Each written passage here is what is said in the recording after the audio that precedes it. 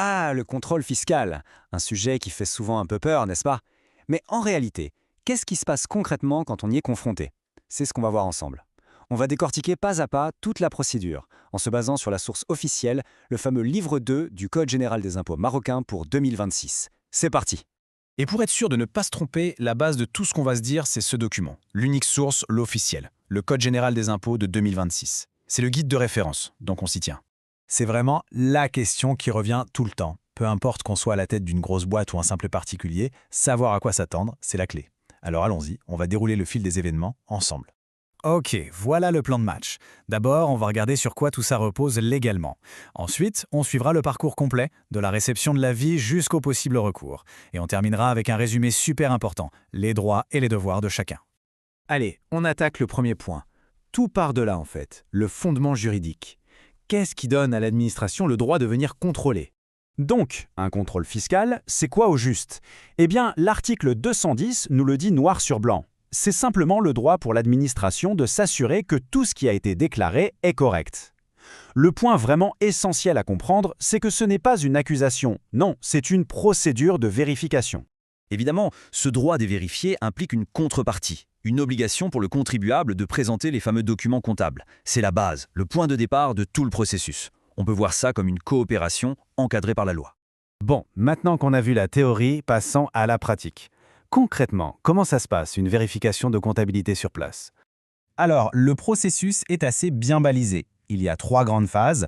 On reçoit d'abord un avis de vérification, puis vient la présentation des documents, et enfin, hyper important, le dialogue contradictoire. Regardons ça de plus près.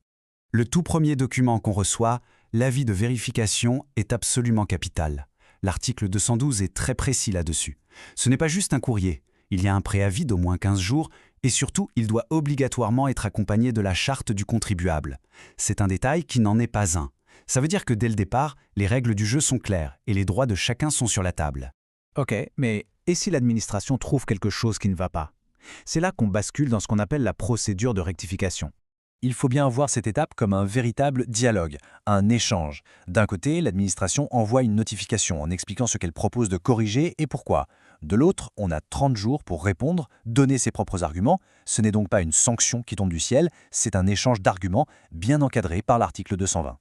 Attention, ici, le timing, c'est le nerf de la guerre. Les délais sont ultra stricts et il faut les avoir en tête. 30 jours pour la première réponse.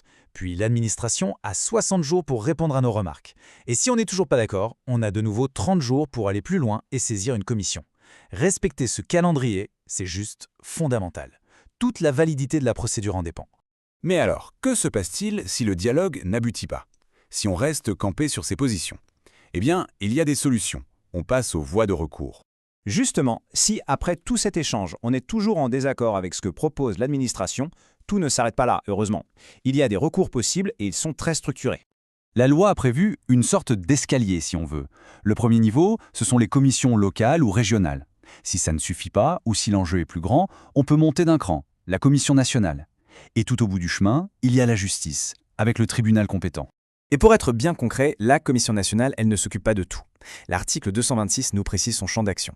Elle est compétente par exemple pour les entreprises qui font plus de 10 millions de dirhams de chiffre d'affaires. C'est vraiment l'instance pour les dossiers les plus importants. Allez, pour finir, on va synthétiser tout ça. Quels sont les points absolument essentiels à garder en tête? En gros, les droits et les devoirs de chacun dans cette histoire. Ce qu'il faut retenir, c'est qu'il y a un véritable équilibre. D'un côté, des droits solides, le droit de se faire aider par un conseil, le droit de recevoir cette fameuse charte du contribuable qui pose les règles, et bien sûr, le droit au dialogue. Mais en face, il y a des devoirs tout aussi clairs. Fournir les documents, respecter les délais à la lettre et avoir une compta irréprochable. C'est un jeu d'équilibre. En fait, ce qu'on voit à travers tout ça, c'est que l'appréhension vient souvent de ce qu'on ne connaît pas. Une fois qu'on maîtrise les étapes, qu'on a les délais en tête et qu'on connaît ses droits, eh bien le contrôle fiscal change de visage. Ça passe d'une épreuve un peu angoissante à un processus administratif qu'il faut simplement gérer. Au final, la vraie question n'est pas « est-ce que ça va m'arriver ?», mais plutôt « suis-je préparé si ça arrive ?» Et clairement, la meilleure préparation, c'est la connaissance. Parce que savoir, c'est avoir le pouvoir d'anticiper, de répondre correctement et de défendre ses droits de façon claire et structurée.